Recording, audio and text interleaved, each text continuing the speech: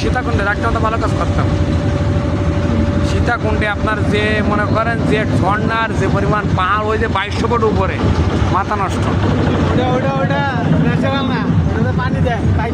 না আমরা উপরে একজন কি ছিল তো কয়েকদিন না, তো পানি এখন বৃষ্টির সময় পানি নামে এখন। হ্যাঁ